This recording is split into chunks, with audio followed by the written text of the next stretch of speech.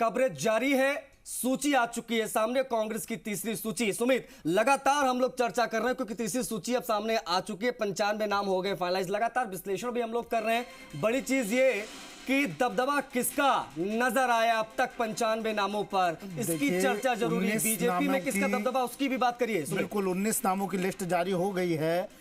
तीसरी लिस्ट 19 नामों की जारी की है कांग्रेस ने, और कांग्रेस के जो प्रवक्ता हैं, जो नेता हैं, वो कह रहे हैं कि भैया जल्द ही कल परसों में और लिस्ट हम जारी कर देंगे। सहयोगी शशि भी बता रहे थे कि कल परसों में ही हो सकता है, कल ही एक लिस्ट और जारी हो जाए, छोटी सी लिस्ट जारी कर सकती है। दबदबे की बात आप कर रहे हैं आशीष, तो दबदबा दोनों ही बड़े नेताओं का, अशोक गहलोत, वसुंधरा राजे, जो खबर आ रही है दोनों का ही, और जो नाम हम देख रहे हैं। नरेंद्र बुढ़ानिया तारानगर से कैंडिडेट हैं, उनकी प्रतिक्रिया आई है टिकट मिलने के बाद। क्या कहा है देख लीजिए, उसके बाद में बातचीत को आगे बढ़ाएंगे। विधानसभा चुनाव को लेकर सभी पार्टियों ने कमर कस ली है। चूरू जिले की बात करें तो हमारे साथ है आज चूरू जिले के वरिष्ठ कांग्रेस नेता, जो लोकसभा, राज्यसभा और विधानसभा में आज तक सफलता प्राप्त की है। जी हाँ, हमारे साथ है तारानगर के विधायक नरेंद्र जी बुढ़ानिया। बात करते हैं इनसे। सर, क्या कहेंगे आप, तारानगर में किस तरह के विकास हुए हैं, क्या इस बार मुद्दे रहेंगे? तारानगर में हमने हर क्षेत्र में काम किया है। हमने कृषि के क्षेत्र में एक मिसाल कायम की है। बीजेपी के समय में 2005 में तारानगर की नहर का रकबा काट दिया गया था। फिर 2008 में विधानसभा चुनाव हुए, तब इस वक्त के बीजेपी के उम्मीदवार उस वक्त चुनाव लड़ रहे थे, तो उन्होंने झूठे टेंडर जारी करवाए, झूठे सर्वे कराया कि हम नहर बना देंगे। वो 10 साल तक कुछ नहीं कर पाए। इस 10,000 के अंदर जो है वो 60 किलोमीटर नहर का रकबा आएगा। 32 गांव शामिल होंगे इसमें। टोटल 65 गांव इसमें लाभान्वित होंगे। 90,000 किसान लाभान्वित होंगे। ये किसान की जीवन रेखा है। जो कांग्रेस के राज में नहर बनी है तारानगर की किसानों के लिए, और बीजेपी ने उनके पेट पर लात मारी है उनका रकबा काट करके। आज चुनाव इसी के बीच होगा। यही मुद्दा होगा कि एक तरफ नहर बनाने वाला है और एक तरफ नहर काटने वाला है। अब जनता किसको पसंद करती है, सबसे बड़ा मुद्दा यही है। तो सर, क्या जीत के लिए आप आश्वस्त हैं? 100% आश्वस्त हूँ। 20,000 प्लस वोटों से जीतूंगा। बिल्कुल, ये थे नरेंद्र बुढ़ानिया, जो कह रहे हैं जीत के प्रति अपने खुद को आश्वस्त मान रहे हैं, और इनका मुकाबला भी राजेंद्र राठौड़ से है। तारानगर से ये अपनी जीत तय मान रहे हैं। मैं नवरत्न प्रजापत, जी मीडिया, चूरू।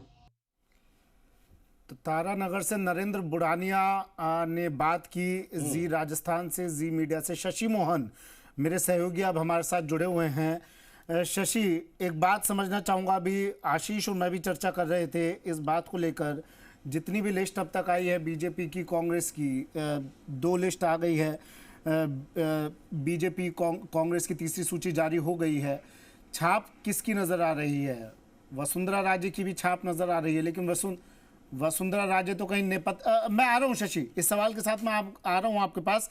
रामकेश मीणा जी हमारे साथ फोन लाइन पर जुड़ गए हैं। रामकेश जी, स्वागत है सर आपका जी राजस्थान पर, और बधाई हो सर लिस्ट को लेकर। धन्यवाद। क्या कहेंगे सर, प्रतिक्रिया आपकी पहले? मैं तो हाईकमान को और हमारे प्रदेश के लोकप्रिय मुख्यमंत्री जी अशोक गहलोत साहब को धन्यवाद दूंगा। कार्यकर्ताओं की आवाज सुनी है। हमारे विधानसभा क्षेत्र गंगापुर को जिला बनाया और जिले के लोगों की आवाज सुनी है। उन्होंने हम लोगों को जो है कांग्रेस पार्टी का टिकट देकर के सम्मानित किया है। पूरे मतदाताओं की आवाज सुनी है। मैं इसके लिए बहुत बहुत आभार प्रकट करता हूँ। अच्छा, कौन सी ऐसी चीजें हैं, कौन से ऐसे मुद्दे हैं जिन्हें आप लेकर अब जनता के बीच जाने वाले हैं? क्योंकि उम्मीदें तो जनता को भी अब आपसे। सबसे बड़ा मुद्दा हमारा ERCP का मुद्दा है। जो 13 जिलों के किसानों के खेतों में पानी आएगा और पेयजल की स्कीमें जो अधूरी पड़ी है वो पूरी होंगी। हम लोगों का ये पेयजल और, लेकिन सर फिर आपसे सवाल ये भी पूछा जाएगा, ठीक है गंगापुर एक ऐसी जगह है जहाँ पर कृषि पर निर्भर है, किसानों की तादाद ज्यादा है। फिर सवाल ये भी पूछा जाता है, बीजेपी भी पूछती है सवाल को, और इस सवाल का जवाब आपको भी देना पड़ेगा जब आप जाएंगे लोगों के बीच में, कि किसानों का कितना कर्जा माफ हुआ। नहीं, किसानों का कर्जा जो राजस्थान सरकार ने जो वादा किया था, राहुल गांधी जी ने वादा किया था, वो सारा का सारा राहुल गांधी जी के आदेश पर यहाँ स्टेट गवर्नमेंट ने वो वादा पूरा किया। और आगे भी जो जो वादे अभी सरकार कर रही है उनको हर सूरत में पूरा किया जाएगा। और हमारे विशेष रूप से हमारे विधानसभा क्षेत्र गंगापुर और पूर्वी राजस्थान की सबसे बड़ी महत्वाकांक्षी योजना ERCP है, उसको पूरा कराएंगे। हाँ, शशि मोहन मेरे सहयोगी रामकेश जी हमारे साथ जुड़े हुए हैं, आपसे सवाल लेना चाहेंगे। शशि मोहन। रामकेश जी, किससे आप अच्छा मुकाबला मानते हैं? हालांकि आपने कांग्रेस की पार्टी के टिकट पर पहले जीत भी दर्ज की है और कांग्रेस को हराया भी है, अब किससे मुकाबला आप मानते हैं? कोई निर्दलीय आएगा उससे, या मान सिंह गुर्जर आपके लिए चुनौती दे सकते हैं? अब मुझे पता नहीं है भारतीय जनता पार्टी किसको टिकट देगी, लेकिन वो असमंजस में है, कोई अपना उम्मीदवार तय नहीं कर पा रहे हैं।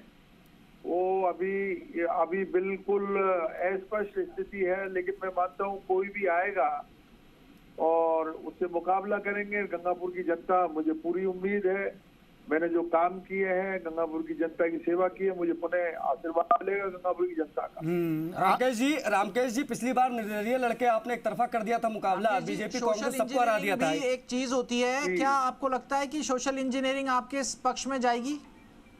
सोशल इंजीनियरिंग के साथ साथ इस बार जो हम लोगों ने काम किए हैं ग्राउंड पे, उन काम का बड़ा जबरदस्त इफेक्ट है, और जो हमने वादे किए थे वो वादे पूरे हुए हैं।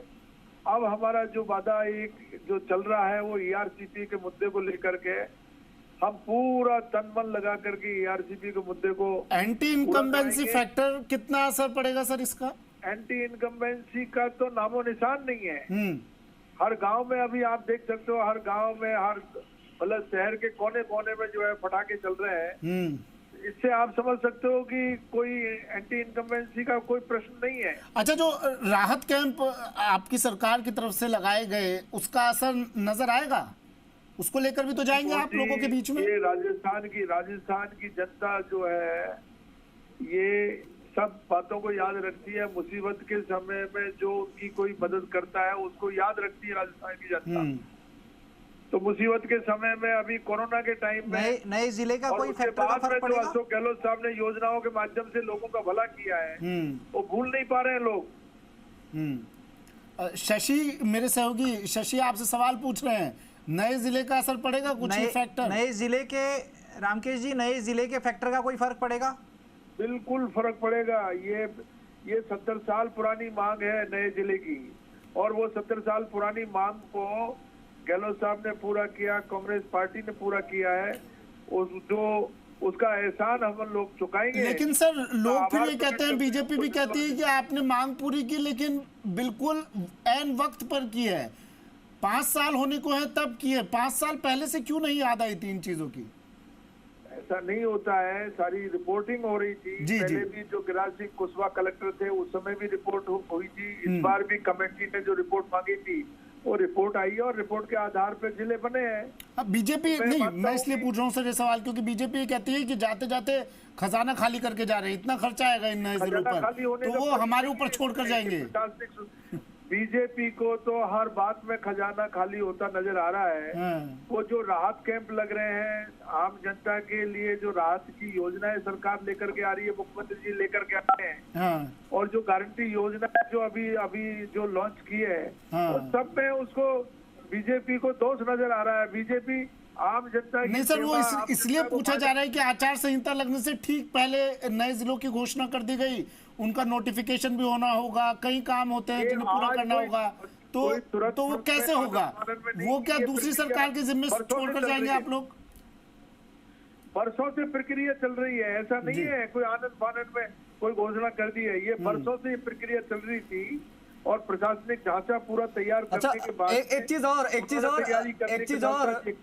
चीज और रामकेश जी, ये बात बड़ी ज्यादा हो रही है, बीजेपी वाले ये मुद्दा बहुत उठा रहे कि योजनाएं जो आपने शुरू की, जो घोषणाएं आपने की, ये सभी घोषणाएं चुनावी जुमले थे, क्योंकि लोगों तक लाभ पहुंचा नहीं, ना सिलेंडर मिला।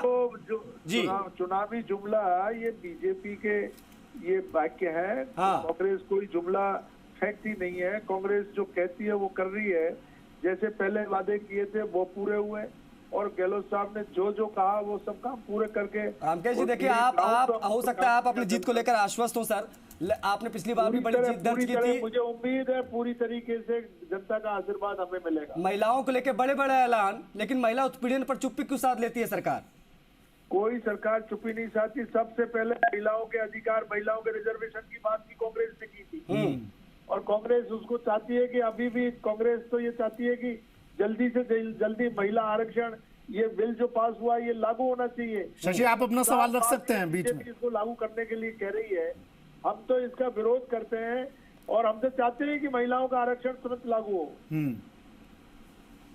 जाहिर तौर पर ये अपने आप में रामकेश जी, अगर महिला आरक्षण के लिए बाद में आपकी सीट भी महिला आरक्षण के दायरे में आ जाती है तो आपको कोई दिक्कत थोड़ी होगी इससे?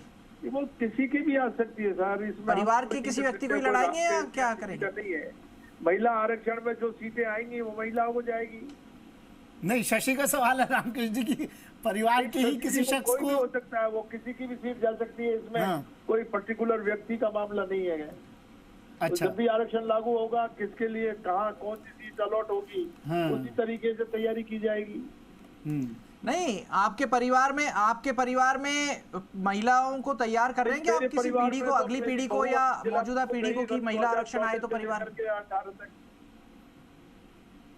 मेरे परिवार में भी महिलाएं हैं। महिला जो मेरे पुत्र वधू अभी जिला प्रमुख रही सवाई माधोपुर की, तो अगर कोई ऐसा कोई मौका आएगा तो महिलाओं का जो सीट है वो महिलाओं को जाएगी। चलिए ठीक है सर, अपना कीमती वक्त हमें देने के लिए रामकेश मीणा जी बहुत बहुत शुक्रिया, धन्यवाद, और एक बार फिर से बधाई और शुभकामनाएं। शशि, एक सवाल मेरा आपसे था। जाहिर तौर पर रामकेश जी से हमने बहुत सारी बातें कर ली।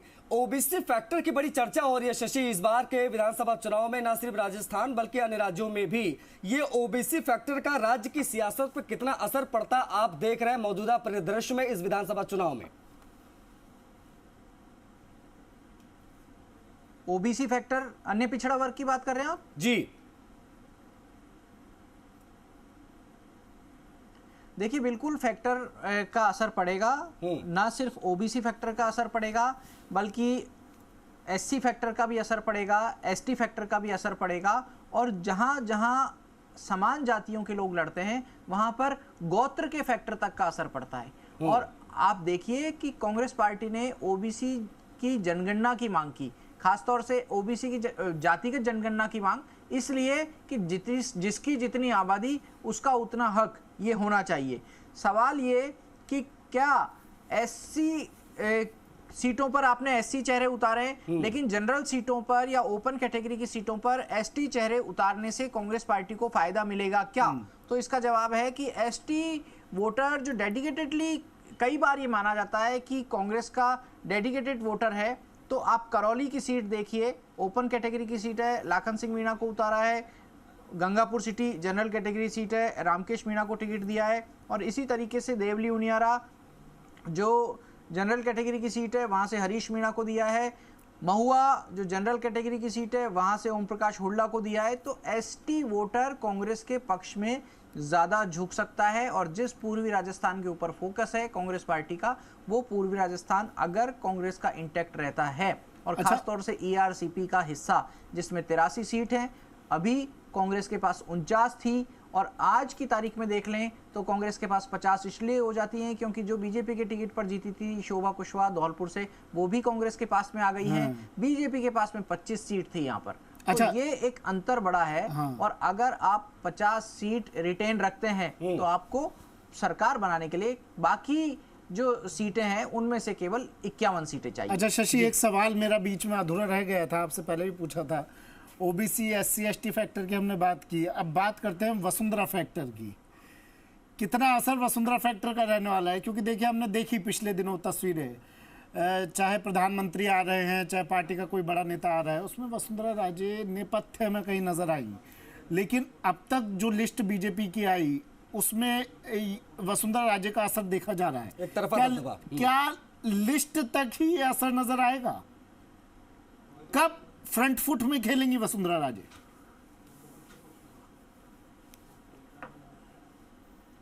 देखिए, जहां तक फ्रंट फुट पर खेलने का बात है, खेलने का नज़ारा है, कल शायद इसकी तस्वीर एक दिख गई है जब वसुंधरा राजे धौलपुर से लौट रही थी, भरतपुर में रुकी हैं अनीता गुजर और विजय बंसल, जो पप्पू बंडा हैं पूर्व विधायक, दोनों जो टिकट की अपेक्षा रखते हैं। विजय बंसल और अनीता गुजर टिकट कटने के बाद में बागी लड़ने का ऐलान कर चुकी हैं, दोनों से मुलाकात की है।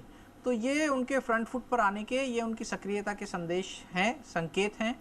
लेकिन आप समझिए कि जब कभी वसुंधरा राजे की बात होती थी, आमतौर पर पॉलिटिकल सर्कल में बीजेपी कांग्रेस के लोग जब मिलते हैं तो बातचीत करते हैं कि वसुंधरा राजे का क्या होगा, तो ये बात आती थी बोलचाल में, और लोग कहते थे उनके समर्थक कि जग अभी जीता नहीं और वसुंधरा अभी हारी नहीं। तो वो उन्होंने उस पेशेंस लेवल को दिखाया, और उस पेशेंस लेवल के चलते ही वो अब इस बात को समझ रही हैं, पार्टी जितना कहे उतना काम करना है, उतनी बढ़त बढ़नी है, उतना ही आगे बढ़ना है। पार्टी जब कहे थोड़ा रुकिए तो थोड़ी स्पीड को धीरे करना है, क्योंकि पार्टी में कौन फैसले लेगा, पार्टी ये समझ रही है क्या? ये समझाया गया है उन्हें, चाहे बीजेपी। देखिए, मुझे लगता है कि समझ ही रही है, हालांकि समझी भी तब होंगी जब समझाने की कोशिश की गई होगी। Exactly. और भले ही शब्दों से नहीं तो काम के जरिए या एक्शन के जरिए समझाने की कोशिश की होगी। और एक कहावत है, action speaks louder than the words. तो जो एक्शन हुआ उससे वसुंधरा राजे मजी हुई खिलाड़ी हैं राजनीति की, वो समझती हैं कि कैसे चलना है, किस तरीके से कब ब्रेक लगाने हैं, कब एक्सीलेटर देना है। तो इन सब चीज़ों को देखते हुए आप देखिए, जब दूसरी लिस्ट आई, उस दूसरी लिस्ट में क्या छाप थी, ये आपने देखा, हमने देखा। बीजेपी के नेताओं की बॉडी लैंग्वेज में बदलाव आ गया उसके बाद से, और जो पार्टी का कार्यकर्ता, जो प्रो वसुंधरा कार्यकर्ता था, जो थोड़ा सुस्त रहता था, वो बहुत ज्यादा एक्टिव हो गया है।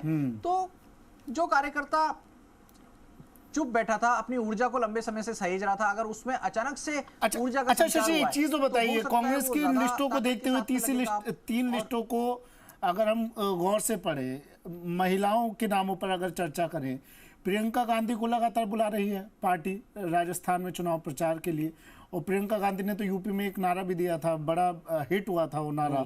लेकिन महिलाओं की मौजूदगी क्या दर्शाती है कांग्रेस की लिस्ट में?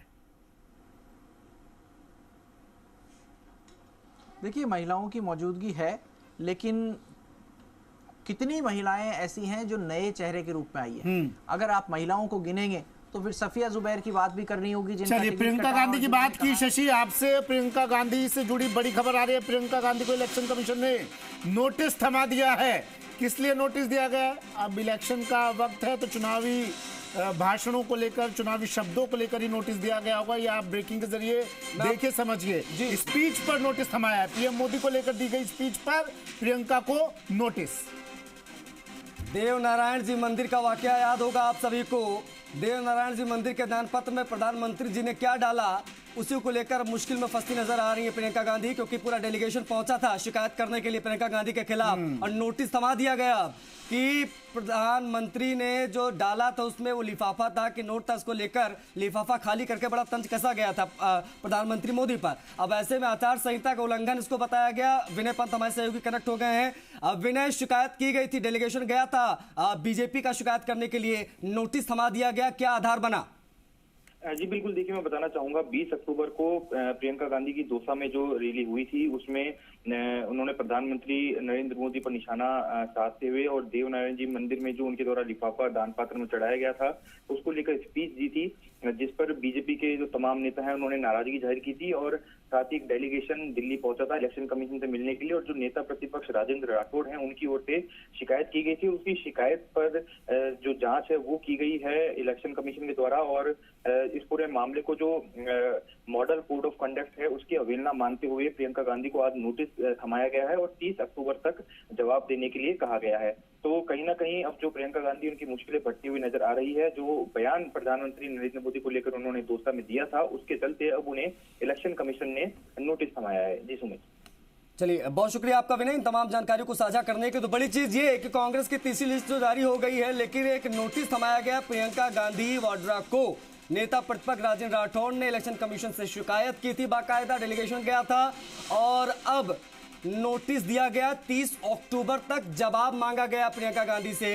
30 अक्टूबर तक इलेक्शन कमीशन को जवाब देना होगा प्रियंका गांधी को। तो ये अपने आप में इस वक्त की एक बड़ी खबर। साथ ही साथ में इस खबर पर नजर हमारी बनी रहेगी, क्योंकि 30 अक्टूबर तक जाहिर तौर पर अब जवाब देना होगा प्रियंका गांधी को। जो टिप्पणी की थी उन्होंने प्रधानमंत्री मोदी को लेकर, उसको लेकर। बिल्कुल बिल्कुल। शशि अगर हमारे साथ जुड़े हुए, शशि इस खबर के साथ आपके पास मैं आ रहा हूं, और चुनावी लिस्ट से इतर एक सवाल आपसे ले रहा हूं, चुनावी भाषणों को लेकर ये सवाल मैं आपसे ले रहा हूं। शशि, आप नेता कोई छात्र नहीं है, बहुत मंझे हुए खिलाड़ी होते हैं वो लोग। सब जानते हैं कि हमारे किन शब्दों पर नोटिस मिल सकता है, किन शब्दों पर हमसे जवाब मांगा जा सकता है, लेकिन फिर भी वो शब्द कहे जाते हैं। कारण वो शब्द जनता तक तो पहुंच गए जो वो पहुंचाना चाहते हैं। अब नोटिस का जवाब दिया जाता रहेगा। कांग्रेस के नेता, बीजेपी, बाबा बालकनाथ की बात लीजिए आप, महेश जोशी पहुंच गए थे उद्घाटन करने के लिए एक जगह पर। वो नहीं जानते थे क्या कि आचार संहिता के दौरान मैं उद्घाटन करूंगा, तुम्हें नोटिस मिलेगा, जवाब सवाल पूछे जाएंगे। अब बीजेपी के नेता वो नहीं जानते थे क्या, अगर मैं इस तरह के शब्द काम में लूंगा तो सवाल पूछे जाएंगे मुझसे। प्रियंका गांधी नहीं लेकिन आपको जो डिलीवर करना था वो डिलीवर हो चुका है, वो वापस तो नहीं आ सकता ना। ये क्या एक पूरी स्ट्रेटेजी के साथ, एक रणनीति के साथ किया जाता है शशि? देखिए सुमित, दरअसल ये एक लिटमस टेस्ट के रूप में कोशिश की जाती है। जब दौसा की सभा में प्रियंका गांधी ने ये शब्द कहे, देवनारायण भगवान के मंदिर में जो लिफाफा डाला था प्रधानमंत्री नरेंद्र मोदी ने, उसका जिक्र किया, तो उन्होंने एक खबर का जिक्र किया जो सोशल मीडिया पर भी थी, कुछ टीवी चैनल्स पर भी आई, और बाद में उसका फैक्ट चेक भी आया। तो प्रियंका गांधी ने ये कहा कि उन्होंने ऐसा देखा है टीवी पर, और आजकल तो टीवी पर कई बार ये भी होता है कि फैक्ट चेक के साथ में खबर दिखाते हैं, किस किस तरीके से खबर दिखाते हैं, इस सब का जिक्र। लेकिन उन्होंने फैक्ट चेक की बात नहीं की थी, बात रख दी। उसके बाद में निर्वाचन आयोग में उसकी शिकायत हुई। हाँ। लेकिन आप ये देखिए कि जिस चीज की शिकायत हुई निर्वाचन आयोग में, ये जानकारी मीडिया के जरिए, समाचार माध्यमों से पहुंच जाती है, पार्टी के लोग भी अलर्ट रहते हैं, पता लग जाता है कि किस विषय पर शिकायत हुई है। उसी विषय को कल झुंझुनू की सभा में प्रियंका गांधी ने दोबारा छेड़ा और ये कहा कि बीजेपी को परेशानी हुई है, छटपटाहट हुई है, इसका मतलब बात सही है, और उस बात को वापस उन्होंने एस्टैब्लिश करने की कोशिश की और ये कहा कि लिफाफा खाली है। अब लिफाफा किसका खाली है, किसका भरा है, जनता की नज़र में क्या बात है, ये अलग पहलू हो सकता है, लेकिन राजनेता अपनी बात कम्युनिकेट करने के लिए, पब्लिक से कनेक्ट करने के लिए इस तरीके से, इस शैली में अपनी बात को रखते हैं कि लोगों को बात पे भरोसा भी हो जाए, उनका तथ्य भी स्थापित हो जाए, और जो जनता से संवाद के जरिए लोगों के मन में अपनी बात बैठाने और भरोसा कायम करने का प्रयास है, वो प्रयास भी उनका पूरा हो जाए। तो ऐसी कोशिश कल फिर से प्रियंका गांधी ने की थी, और इस बात का जिक्र भी बीजेपी अपनी शिकायत में करेगी, और ये चुनाव के समय चलता रहेगा। देखिए, कभी कोई बजरंगबली का नाम लेगा, कभी कोई अली का नाम लेगा, कभी कोई लिफाफे का नाम लेगा, कभी कोई टिड्डी दल का नाम लेगा, कभी कोई ईडी का नाम लेगा। इस तरह की चीजें चलती रहेंगी, लेकिन जब धार्मिक मान्यताओं का जिक्र किया जाएगा तो कोशिश ऐसी होगी। Shashi sorry to interrupt you, समय सीमित है, लेकिन एक छोटा सा सवाल मेरा और रह गया, तो मैं चाहूंगा उस पर भी आप प्रकाश डाल दें। मैं वापस लेकर आऊंगा आपको जातिगत समीकरणों पर। जो जातिगत ताना बाना है वो किस प्रकार से बुना जाता है, क्योंकि जो ओबीसी वोट बैंक है वो पूरी सियासत को हर बार बदलता है, जो इतिहास कहता है राजस्थान का। वैसे में क्योंकि सरसरी निगाहों से अगर देखें शशि, तो पूरा राजस्थान जातियों में बटा नजर आता है। वैसे में ओबीसी वोट बैंक का वर्चस्व जो है वो अगर देखा आरक्षित और अनारक्षित वर्गों पर क्या भारी रहता है हमेशा, और क्या इस बार यह इंपैक्टफुल रहेगा शशि?